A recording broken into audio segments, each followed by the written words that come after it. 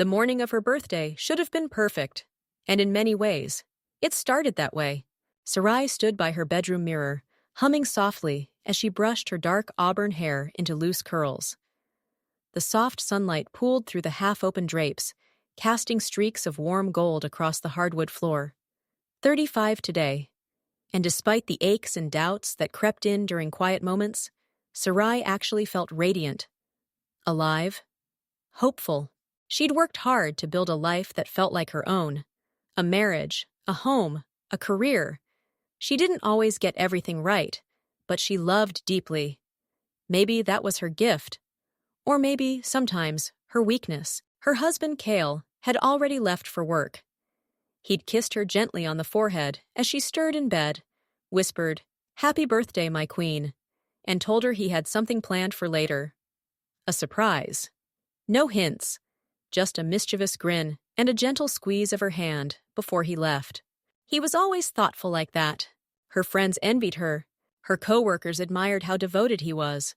People always said she was lucky to have landed a man who remembered anniversaries, who brought her lunch at work, who never forgot to hold her hand, even in silence. Even Noelle, her closest friend since college, used to joke, "If Cale ever vanishes, I'm sending out a search party with love songs and chocolate." Sarai smiled at the memory.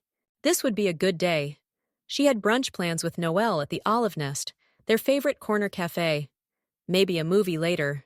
And whatever Cale had up his sleeve for the evening, she picked up her purse, slung it over her shoulder, and walked to the front door, only to stop, frown, and reach for her phone instinctively. It wasn't there. Not in her bag, not in her coat pocket. Her fingers began to tap around nervously. She retraced her steps quickly, returning to the kitchen. And there it was, lying face down next to the sugar jar on the marble countertop. "Always rushing," she muttered with a breathy laugh, shaking her head as she picked it up. The screen lit up the moment it touched her fingers. New message from Naira. Her smile paused, tilted. Naira? That wasn't a name she recognized. Not a client, not a friend. She tapped the message. "I told you this would be risky. She's gonna find out if you're not careful." Sarai blinked. For a split second, her heart stalled. That strange pause the body does before it understands what the soul already fears. She tapped into the thread. "You said she'd be out of the house all morning. What if she comes home?" She scrolled higher. Naira. "I already booked the suite." Cale. "She's meeting her friend. She won't be back." Her body went cold. Suite? Her fingers hovered midair. The air around her felt suddenly heavier, like the room itself was waiting. This couldn't be real. Not him. There had to be some mistake. Some other Cale. It's a common enough name, right? She clicked into the contact info. His number, his typing style, his emojis, his voice note from 3 nights ago. Sarai stared, unblinking, as the world under her feet shifted. Cale. "After today, it won't matter. She'll never know."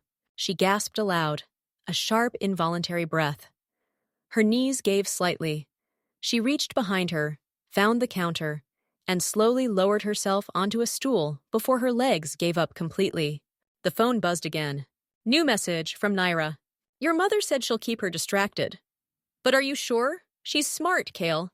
Her pulse stopped, then started again in a gallop. Your mother? She knew exactly who that meant. Lorene, her mother-in-law.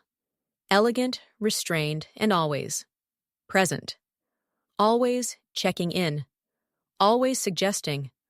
Always hovering beneath the surface of every conversation like a shadow. Polite, but poisonous. Sarai could almost hear her voice now. "You're such a strong woman, Sarai. It's no wonder Cale needed someone softer sometimes." She had laughed when Lorene said that. Thought it was a joke. Now she wasn't so sure. She looked at the oven clock. 9:38 a.m. She was supposed to be halfway to brunch by now. Her fingers moved faster than her mind. She opened the browser, typed in Marigold Sweets. 15 minutes away. She didn't cry, didn't scream. She just stood up, breath steady but shallow. She slipped the phone into her purse, grabbed her keys, reached for the scarf he had bought her last fall, the one she never wore but always kept near. If he was cheating, she needed to see it with her own eyes. If her mother-in-law was helping him, she needed to know what kind of family she was actually part of. And if this was all some cruel misunderstanding, then let the truth show itself. She turned once, staring at the photo on the hallway table. Their wedding portrait. Smiling faces, a world ahead of them. Then she stepped out into the morning light. And this time, she didn't forget a thing. The Marigold Suites stood like a polished secret on the edge of the city. Sleek, reflective glass windows, palm trees swaying beside the valet circle, and that subtle silence only expensive places knew how to keep. Sarai had never been here. Not with Kale. Not with anyone. But apparently, someone else had. She sat in her car across the street for 5 minutes before even opening the door. Her fingers tapped anxiously on the steering wheel.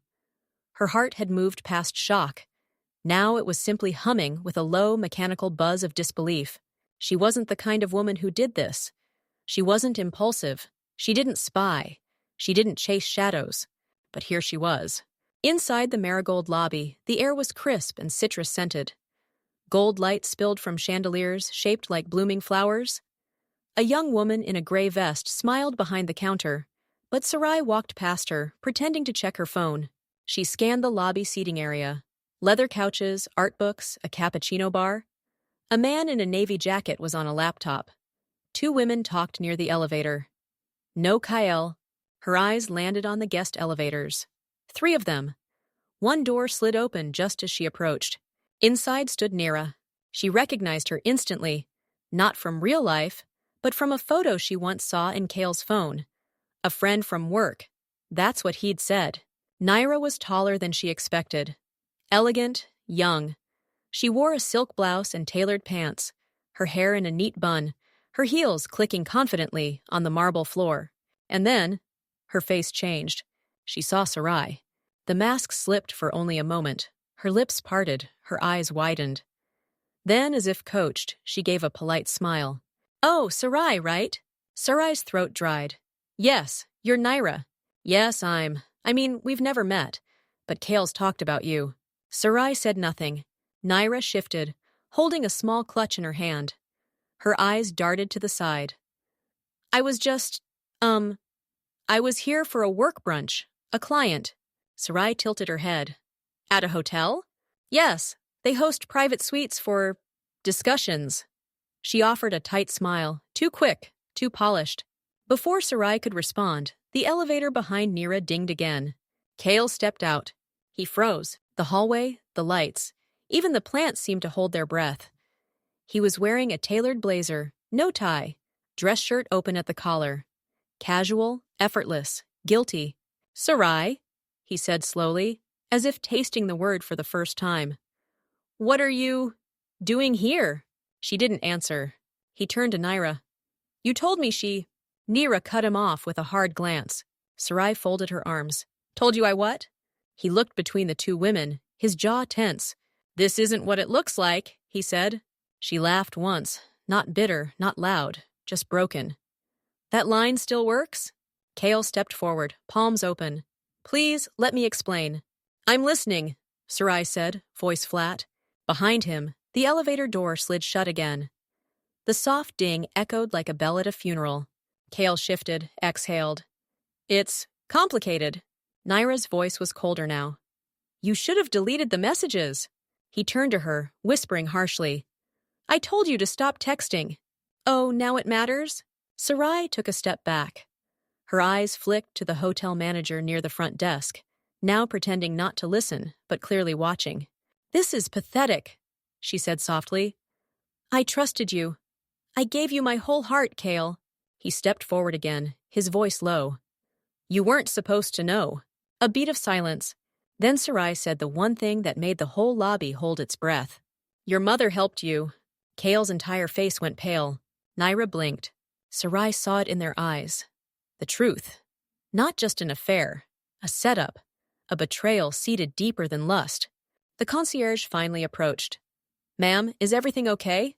She smiled politely. "Oh, everything's crystal clear now." She turned back to Kale. "You planned to celebrate my birthday with her, while your mother kept me busy?" He didn't answer. Nira stepped away, uncomfortable now. "I should go." Sarai looked her dead in the eye. "You already have." The silence was complete as she turned. heels echoing on marble, heading back toward the glass doors. She didn't cry. Not yet, but something inside her had cracked. And that crack had a voice. It whispered, "If your husband can lie, and your mother-in-law can scheme, who even are you in your own story?" She didn't know the answer yet, but she was about to find out. Sarai didn't go home. She didn't call anyone. She just drove. Streets blurred.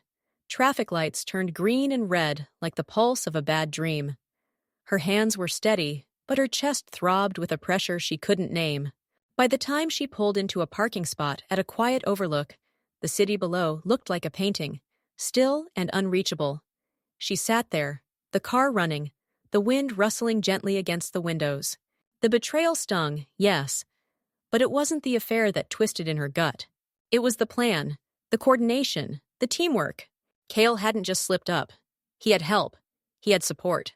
From Lorene, her mother-in-law, the woman who gave her 2 tight hugs and backhanded compliments, who once told her, "You must be so tired, dear.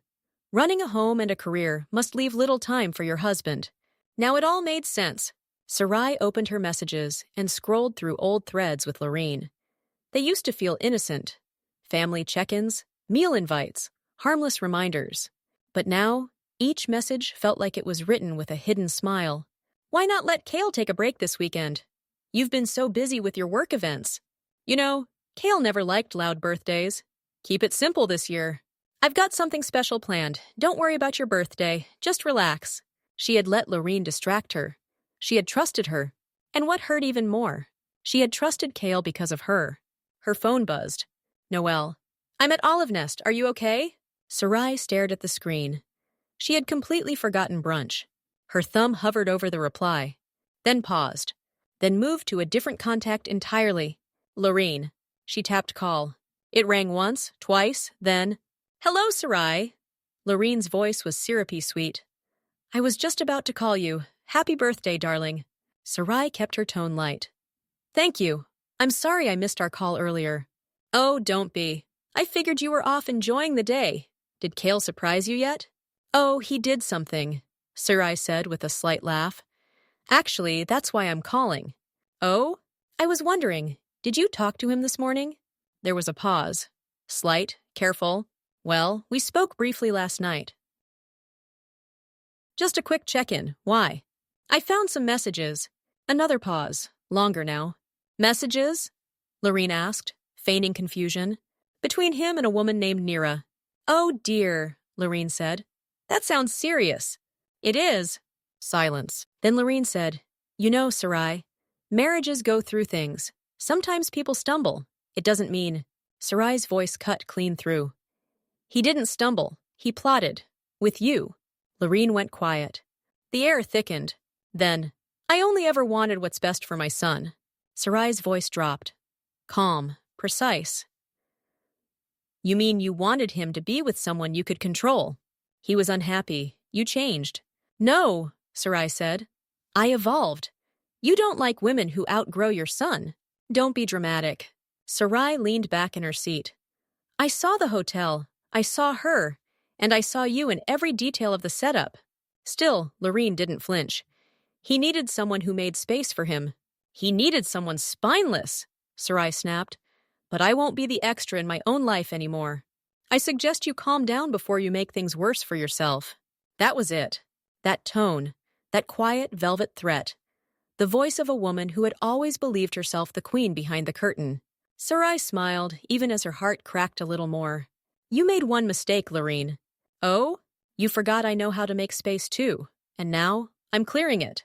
She hung up. "No rage, no scream, just stillness." Then, her phone buzzed again. "Cale.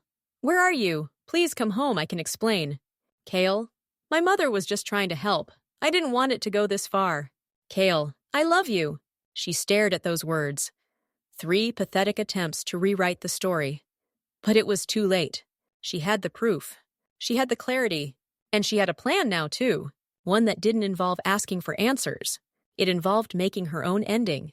She started the car, pulled out onto the road, and dialed a different number. Her lawyer. The house was too quiet when Sarai stepped inside. Not the peace-filled quiet of a home. This was a cold, artificial silence, the kind that clung to walls and watched you breathe. She didn't announce her arrival. She wanted them to squirm. The front door clicked shut behind her. Her heels tapped slowly across the polished wood floors as she walked toward the living room, where she could already hear muffled voices. As she turned the corner, she found Cale sitting on the edge of the couch, phone in hand, rubbing his forehead. He jumped slightly when he saw her. "Sarai?" he exhaled. "Thank God." She said nothing, just looked at him.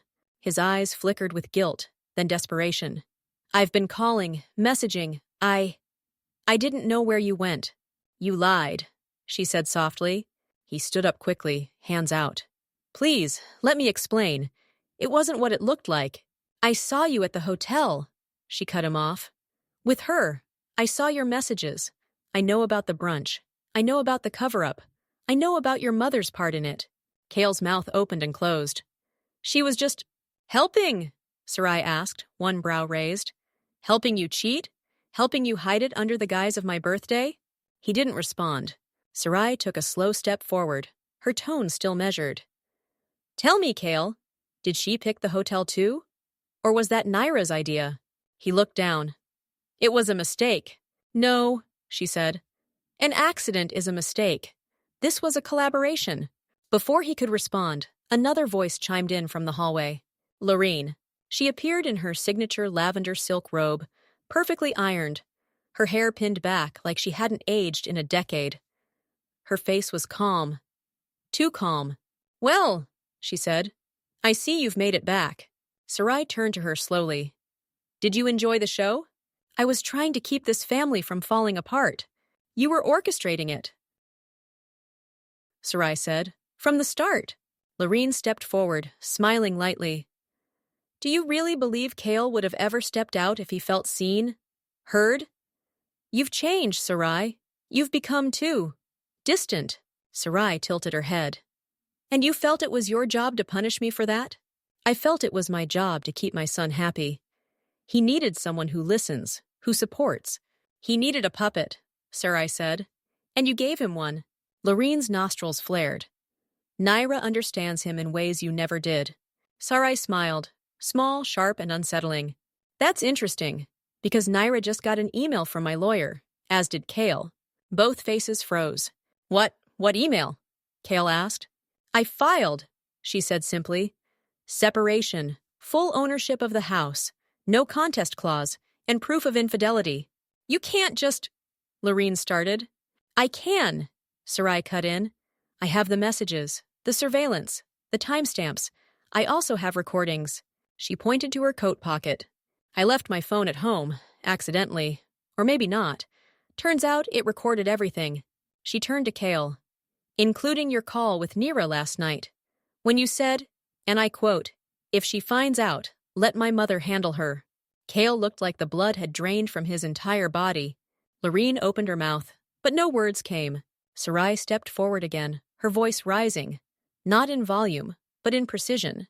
"For years, I've shrunk myself to fit this family's mold. I laughed off your jabs. I bit my tongue at your dinners. I supported every career pivot, every soul-searching phase, every damn hobby." She turned to Lorene. "And you. You pretended to be a mother to me while slowly cutting the rope under my feet." Tears gathered in her eyes, but she didn't let them fall. "No more." She pulled out a brown envelope and dropped it on the coffee table. "There's a list of all the accounts I've already frozen. Joint assets moved, documents notarized. You'll receive a court date soon." Cale stepped forward. "Sarai, please, don't let it end like this." "End?" she said. "Cale, this is my beginning." Then came a knock at the door. Everyone turned.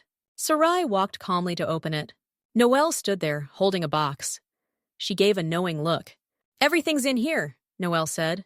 "Backups, logs, even the burner phone Naira used. I traced it." Sarai nodded and took the box. "Thank you." Noelle shot Cale and Lorene a daggered glance before walking away.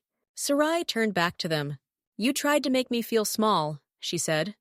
"Unseen, replaceable." She looked straight at Cale. "You don't even realize what you've lost yet." "But you will." She walked into the kitchen, opened the fridge, and pulled out the birthday cake Lorene had insisted on storing the night before. A fake gesture, part of the cover. She carried it back into the living room and set it down. "Sing," she said. "What?" Cale asked, stunned. "Sing, Cale. It's my birthday, remember?" He didn't move. Sarai lit the candles herself. "Happy birthday to me," she sang softly, with just the faintest tremble in her voice. As she finished, she blew the candles out. Smoke curled upward, like the last whisper of her old life dissolving into air. Then she looked up one final time.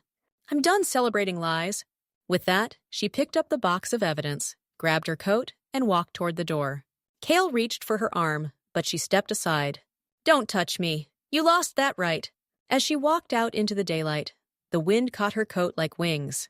The door shut behind her with a thud, and for the first time in years, Sarai felt the weight lift from her spine. This wasn't the end. This was rebirth. It had been 4 weeks since Sarai walked out of that house. 4 weeks since she looked betrayal in the eyes and refused to blink. There was no public scandal. The media didn't know her name. Just quiet paperwork, swift legal motions, and a sudden sale listing for a certain 2-story home on Oak Ridge Lane. Sarai had always believed that if she ever left, it would be a dramatic collapse. Screaming, lawyers, destruction. But leaving didn't break her. It built her. She now lived in a small but beautiful loft above a bookstore downtown. The windows were tall, the mornings warm, and she woke up to the smell of roasted coffee instead of someone else's perfume. It wasn't lonely. It was honest. Each morning, Sarai would light a candle near her window and write in a journal. Not about pain, but about the new. Small joys, deep breaths, even moments of silence. On the first Sunday in her new place, Noel visited. They sat with tea and banana muffins. "He sent another email," Sarai said, passing her phone to Noel. Cale's message was long. Apologies, regrets, promises of change, and at the bottom, a plea. "Can we meet, just to talk?" Noel handed it back. "You gonna answer?" Sarai smiled faintly. "No?" "Good." They clinked their mugs together. Noel looked around. "You've made this place feel like home already." "I think I've just made myself feel like home," Sarai said softly. A silence stretched between them. Comfortable, not heavy. Then the doorbell rang. Sarai walked over, not expecting anyone. When she opened it, she was surprised. Lorene. She looked older, not in years, but in spirit. Her eyes had bags, and the usual stiff posture was slack. "Sarai," she said. Sarai didn't respond. She waited. "I won't stay long. I needed to say something." Sarai stepped aside. 2 minutes? Lorene walked in, glancing around the warm loft with a quiet hesitation. "I was wrong," she said. "About you, about everything." Sarai folded her arms. "I used to think control kept things from falling apart," Lorene continued. "But I see now that what I called protection was just manipulation." Sarai raised an eyebrow. "And what changed your mind?" "Cale," Lorene said. "He's a mess, without direction. And for once, he didn't come running to me. He blamed me." Sarai nodded slowly. "Because you both built a life where blame was easier than growth." "I know." Another pause. "I came to say I'm sorry, not because I expect forgiveness, but because I needed you to know. I see it now." Sarai stepped closer. "I don't need your apology, Lorene. I need your absence." Lorene looked down. "I understand." She turned to leave, but Sarai stopped her. "One more thing," Sarai said. Lorene looked back. "Tell Cale," Sarai said, voice unwavering. "The best gift he ever gave me was betrayal, because it showed me how far I'd gone from myself." Lorene gave a quiet nod. "He won't be hearing from me again either." As the door shut behind her, Sarai felt no surge of victory. Just calm. That night, Sarai went for a walk. The air was soft, the streetlights buzzing gently above her. She passed families laughing on patios, people walking dogs, a little girl tugging her mother's hand with joy. And then she saw a woman standing at the bookstore window. Young, maybe late 20s, staring at the display of self-help and healing books. Her shoulders were tense, her eyes heavy. Sarai recognized the look. She stepped forward. "That one helped me," she said, pointing to a book about reclaiming identity. The woman looked at her. Yeah? Sarai nodded. It won't fix everything, but it'll start a conversation with yourself. The woman smiled. I'm trying. I just don't even know where to begin. Sarai breathed in the evening air. You already did. You're here. The woman held the book a little tighter and thanked her. As Sarai walked back toward her loft, she felt something strange. Lightness. Not the absence of pain, but the presence of purpose. Back in her loft, she sat near the window, journal open, candle flickering. She wrote, I was once a wife who forgot who she was. I was once a woman who feared silence. But now, I remember. My voice is loud, my breath is mine. And I am no longer waiting for someone to come home. I am the home. She closed the journal, blew out the candle, and let the night wrap around her. Sarai didn't need revenge. She didn't need to be remembered by those who tried to erase her. She just needed to be seen by herself again. And finally she was.